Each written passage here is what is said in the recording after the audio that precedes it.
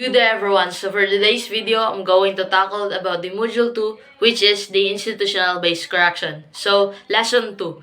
The following topics in this lesson are the following. First is the Sing Sing prison, Auburn system, Pennsylvania system, 5 deployment of prisoners, forms of punishment, age of enlightenment, and lastly, the personalities behind correctional institution. So, in the next slide, it is the history. So, it is the branch of knowledge dealing with past events. So, history, it is the study of past events. When we say history, it talks about past things that happened in a specific place, like like incidents of World War II, the things that happened when Ferdinand E. Marcos sit as president. Then he brought or declared martial law, which people never forget in their life. So that's the example of history. So next is the philosophy. So philosophy is the study of fundamental nature of knowledge, reality, and existence, especially when considered as an academic discipline. So philosophy comes from the Greek word philosophia, and which means love of wisdom. So, in simple words, it means that philosophy is when we believe in what we believe and so it is a way of thinking about certain things, and also it is the pursuit of wisdom, truth, and knowledge. So that's it. So the major areas of study of philosophy are the following. First is the metaphysics, epistemology, ethics, logic, and lastly the history of philosophy. So let's proceed in the metaphysics. So metaphysics is a branch of philosophy that deals with the first principles of things, including abstract concepts such as being, knowing, substance, cause, identity, time, and space. So, when we say metaphysics, it is the study of the reality of what exists in the world. So, what it is like and how it is ordered. So, for example of this is we can question: is there a God? What is truth, etc. So that is the example of metaphysics. So next is the epistemology.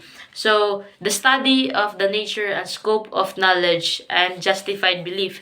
So it is the study of knowledge. So epistemology. So it is the study of knowledge. So the term epistemology comes from the Greek word episteme, meaning knowledge, and logos. So it analyzes the nature of knowledge and how it relates to similar notions such as truth, belief, and justifications. So next is ethics. So it is a branch of philosophy that involves systematizing, defending, and recommending concepts of right and wrong behavior. So ethics is the study of ethics often concerns that we ought to do and what it would be best to do. So thus it deals with moral principles.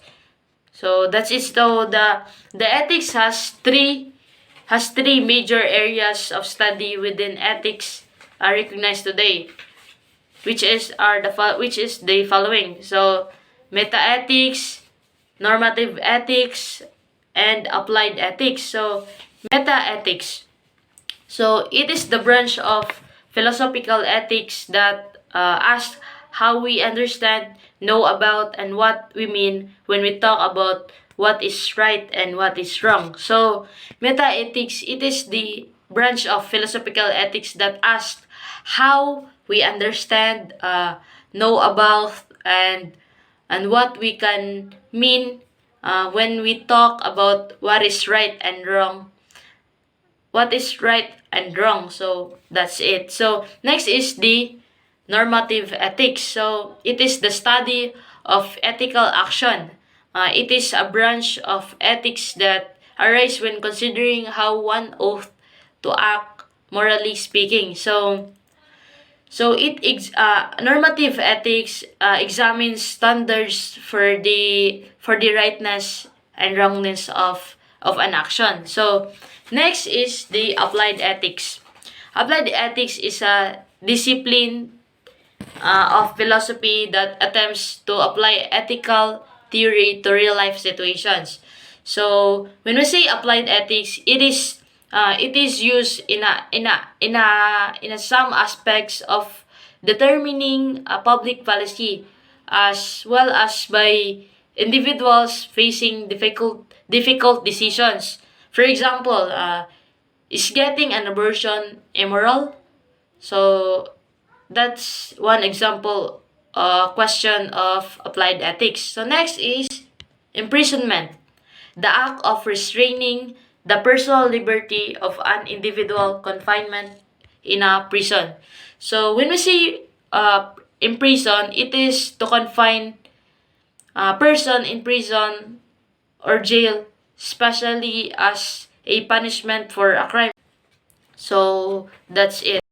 Next is imprisonment and sentencing guidelines. When a judge is determining a sentence that includes locking an offender up, he or she does not have sole discretion in the type or length of this sentence. Criminal sentencing may be subject to state laws for mandatory sentences, maximum sentences, and minimum sentences. So there are three criminal sentencing may be subject to state laws, which are the following. First is the mandatory sentences, second is the maximum sentences, and lastly, the minimum sentences. So when we say mandatory sentence, these are sentences that are required by law to be imposed, regardless of any additional factors that the judge may wish to consider.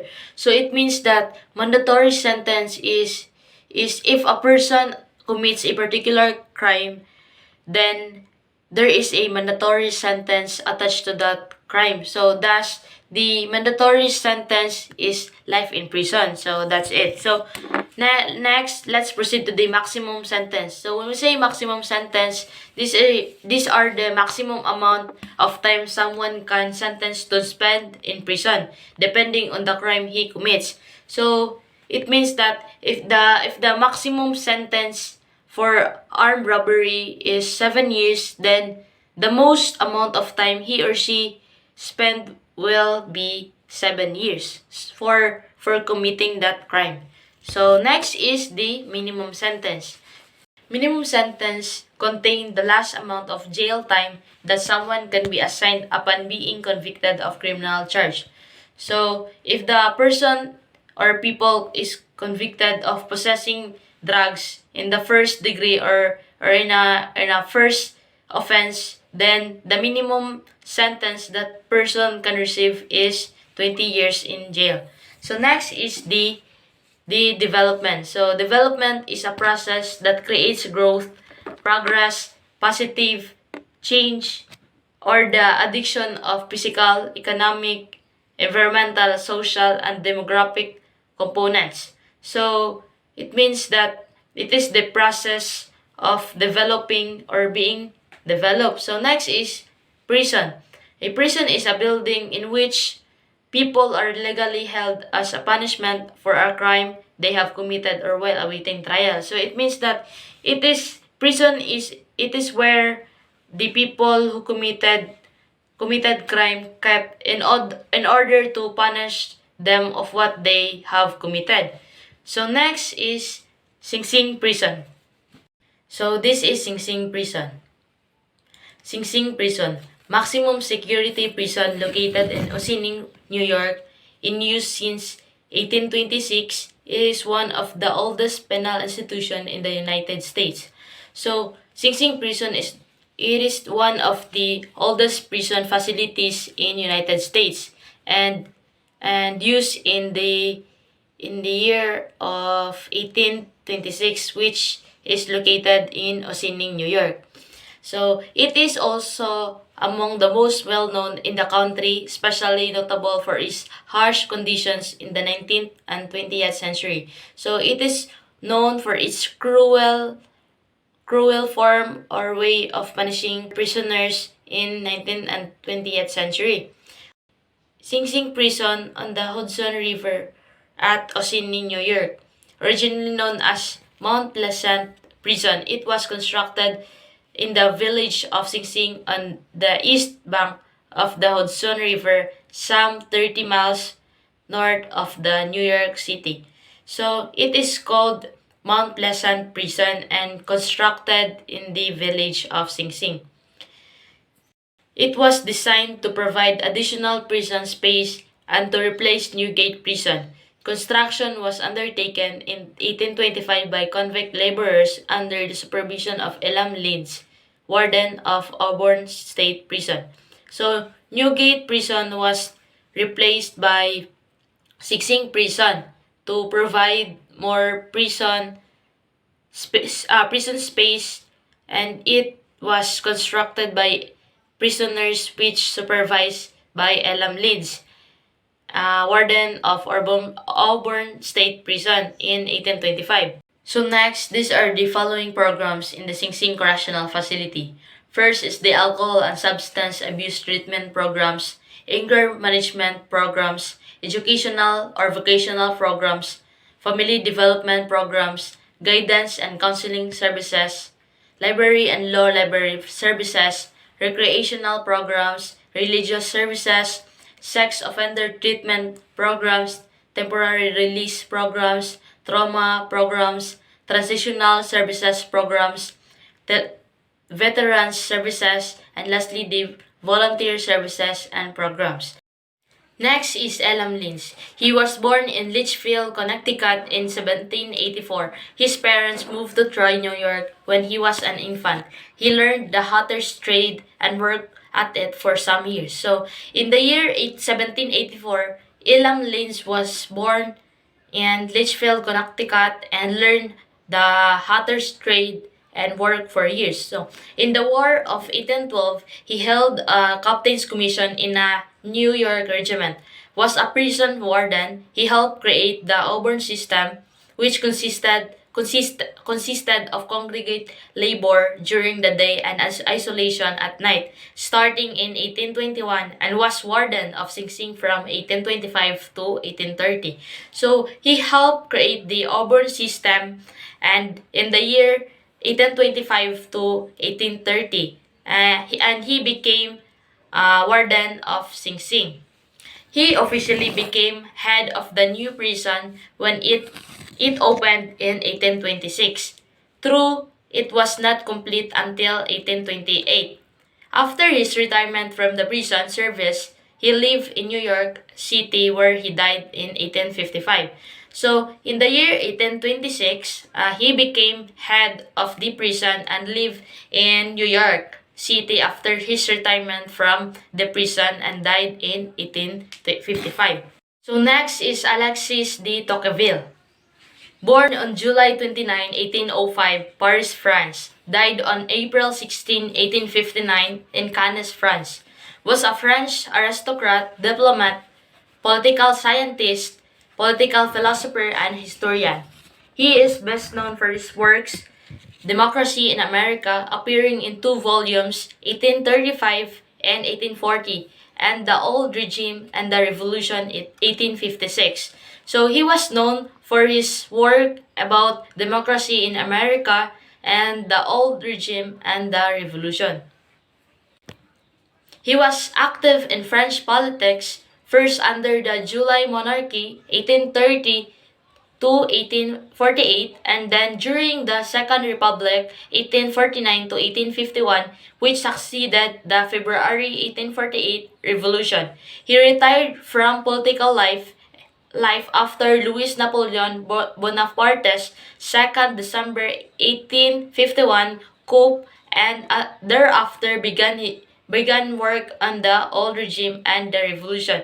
So he was an active French politician, and after Louis Napoleon Bonaparte's triumph Uh, he retired from his political life and started working on the old regime and the revolution. So he argued the importance of the French Revolution was to continue the process of modernizing and centralizing the French state, which began under King Louis XIV. He is best known for his work Democracy in America, appearing in two volumes 1835 and 1840, and The Old Regime and the Revolution 1856. So under King Louis XIV, he argued the importance of the revolution in order to continue the process of modernizing and centralizing the French state. And then he believed the failure of the revolution came from the inexperience of the deputies who were too wedded to abstract Enlightenment ideals. So, Tocqueville was a classical liberal who advocated parliament government and was skeptical of the extremes of democracy. So, Tocqueville believed that because of having no experience of the deputies about the abstract Enlightenment ideas, the revolution was failed, and he was the one who advocate the parliament government. So during his time in parliament, he was a member of the left, but the complex and the reckless nature of his liberalism has held to constructing interpretations and admirers across the political spectrum. So he was a member of the centre left and during his time in parliament. Next is Thomas Moot Osborne. Thomas Osborne, born on September 23, 1859, Auburn, New York, died on October 20, 1926, Auburn, New York, was an American prison administrator, prison reformer, industrialist, and New York political reformer. American penologists whose inauguration of self-help programs of for prisoners through mutual welfare leagues functioned as a model for the humanitarian programs of later penologists.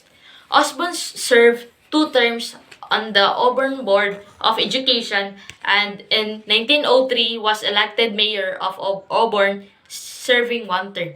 So he was elected mayor of Auburn and served 1 term. And also he was an American penologist.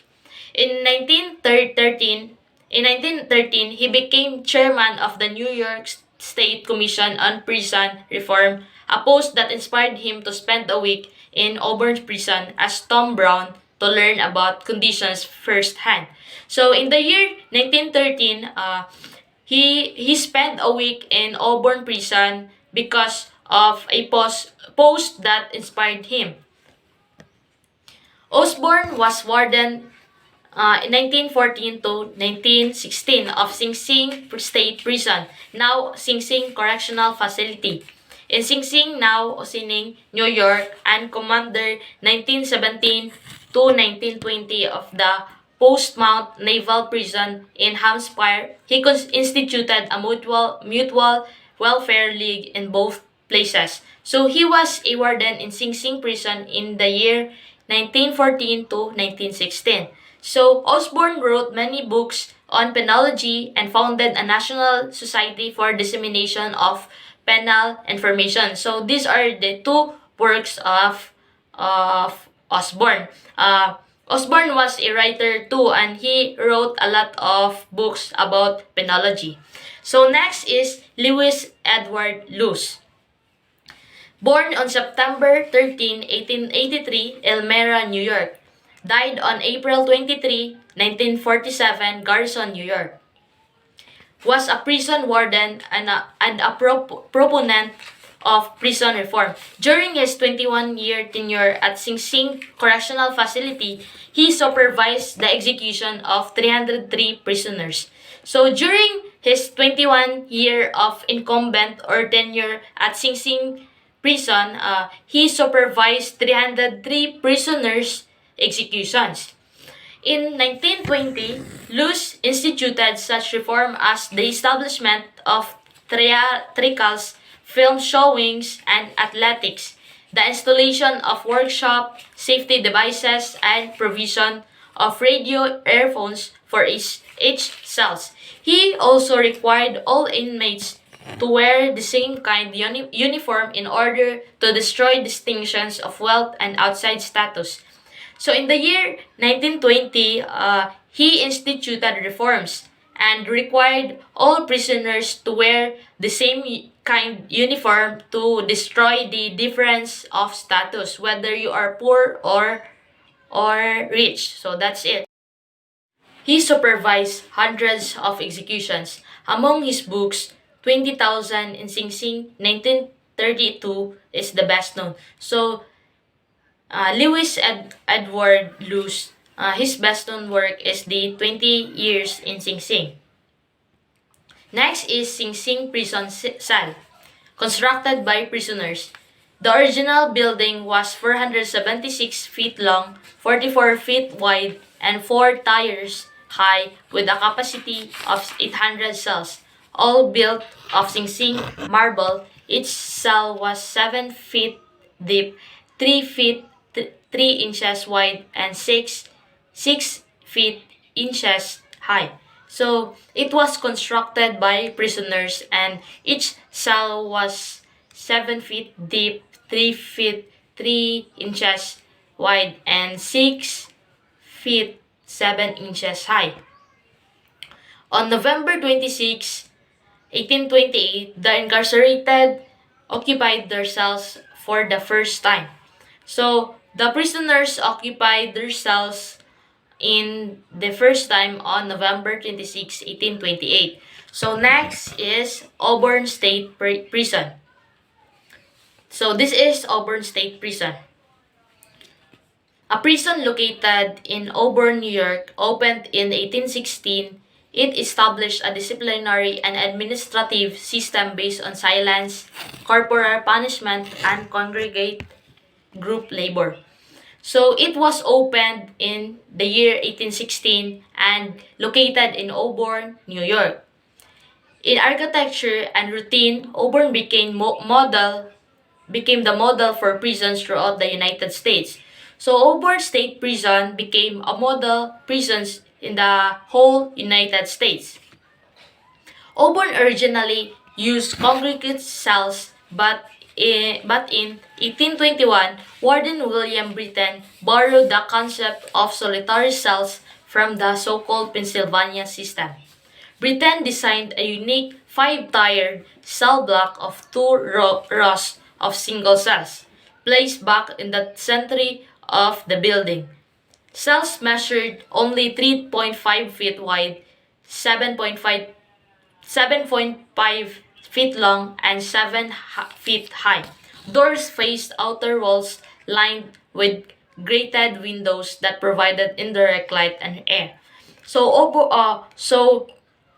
this prison uses congregate cells, and William Britton, the warden in 1821, he borrowed the concept of solitary cells from Pennsylvania system.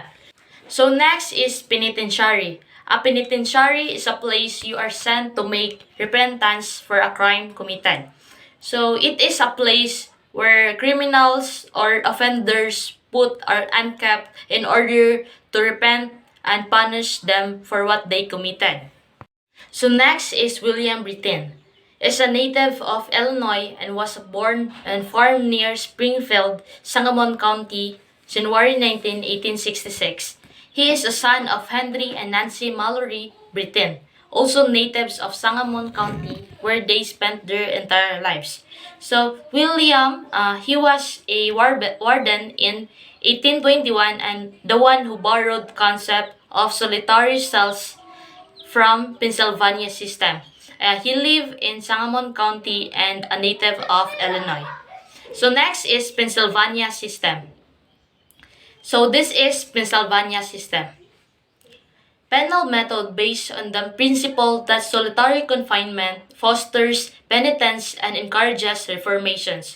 So Pennsylvania system, it is a prison system requiring inmate silence, individual cells, and inmate labor in those cells. So next is 5 deployment of prisoners.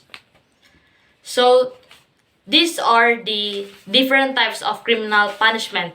First is incapacitation, second is deterrence, third is retribution, fourth is rehabilitation, and lastly the restoration. So when we say incapacitation, it seeks to prevent future crime by physically moving criminals away from society. So it means that it refers to the removal of criminals from society so that they can no longer harm innocent people. So next is deterrence. The crime prevention effects to the threat of punishment is a theory of choice in which individuals balance the benefits and cost of crime.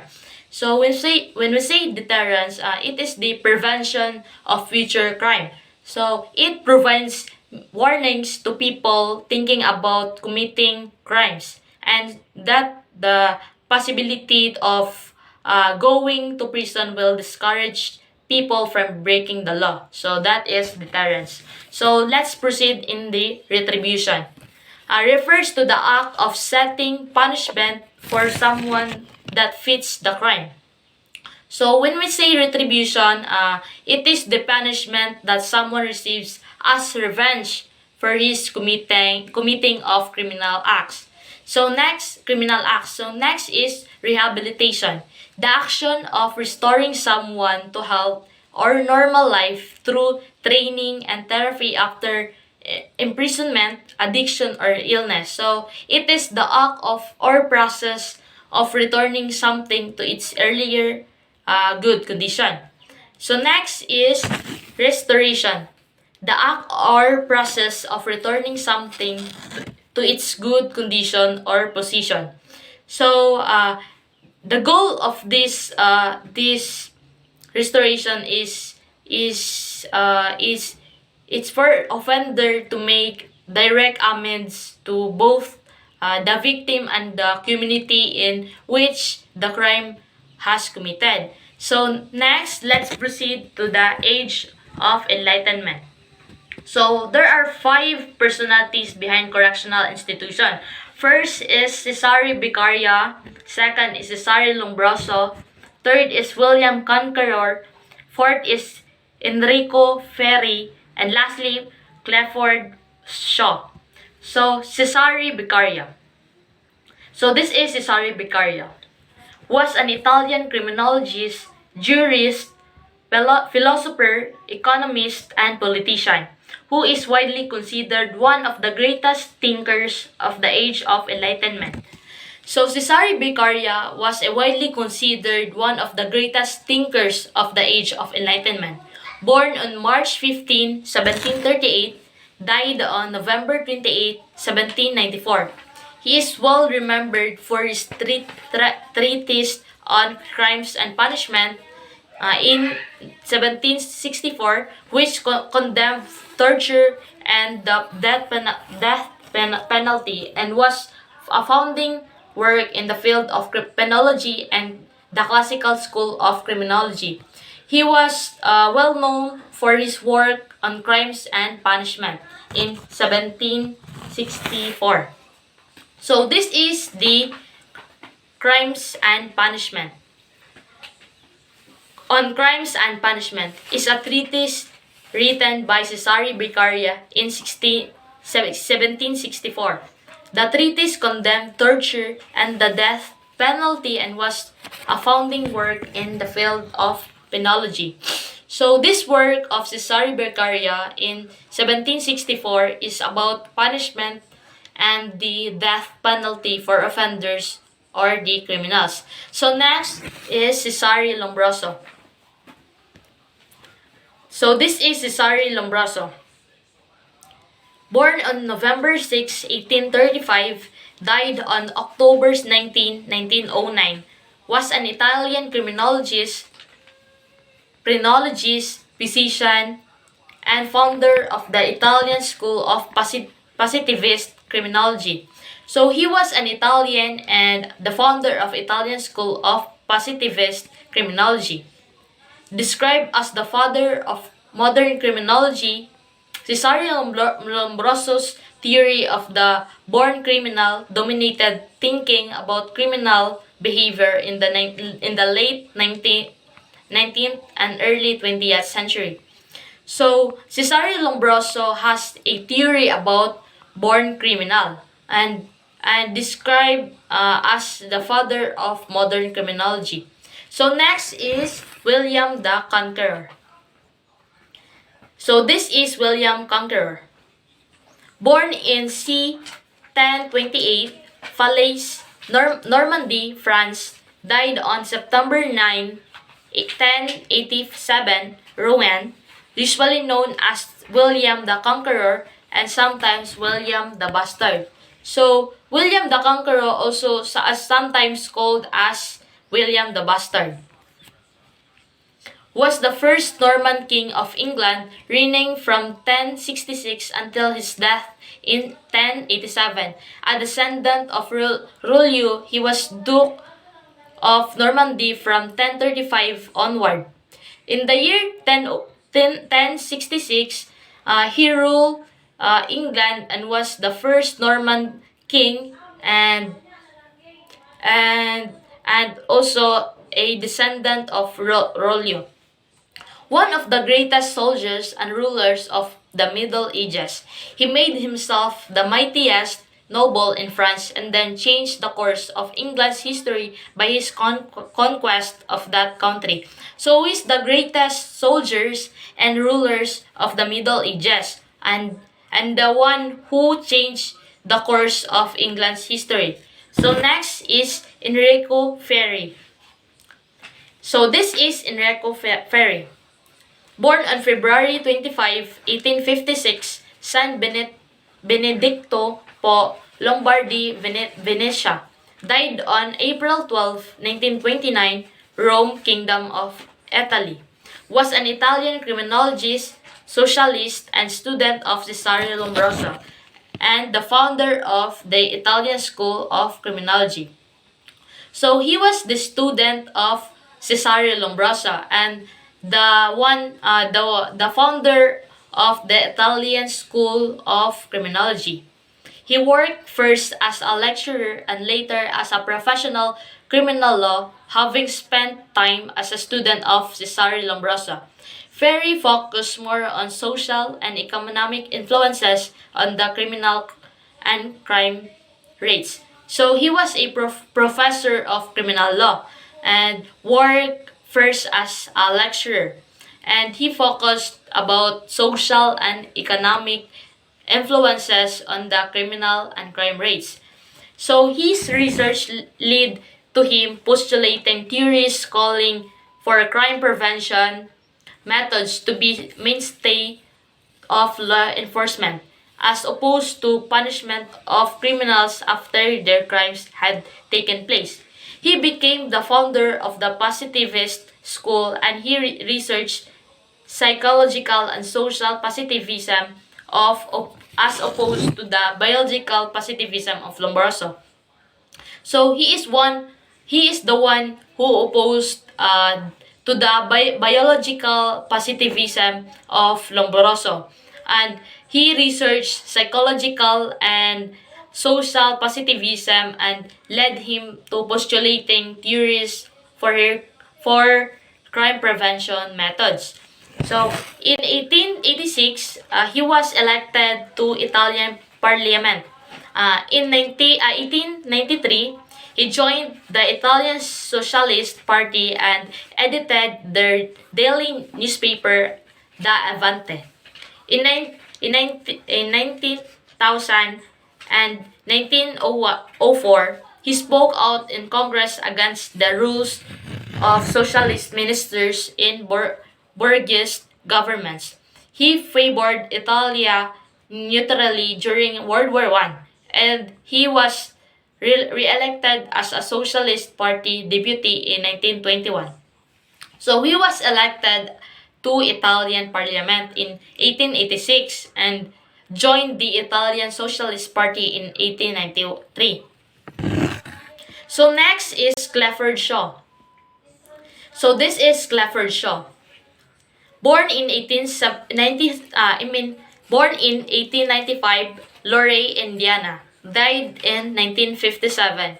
He was an American sociologist and criminologist. He was a major figure in the Chicago School of Sociology during the 1930s and 1940s and is considered to be one of the most influential figures in American criminology. So, Clifford Shaw, he was a major figure in the Chicago School of Sociology during the 1930s and 1940s, and he was considered as one of the most influential figures in American criminology.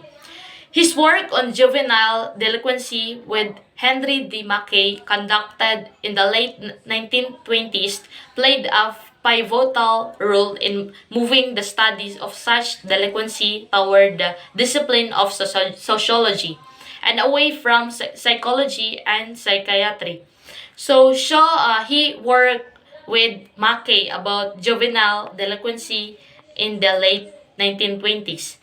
So next is Henry D. Mackay. Born in 1899, Hand County, South Dakota, died in 1980, was an American sociologist and criminologist who, along with Clifford Shaw, helped to establish the University of Chicago's Sociology Department as the leading program of its kind in the United States. So Henry D. Mackay, he is the one who worked with Clifford Shaw about juvenile delinquency in 1920s and also helped to establish the University of Chicago's Sociology Department as the leading programs. So that will be all. Thank you for watching and listening.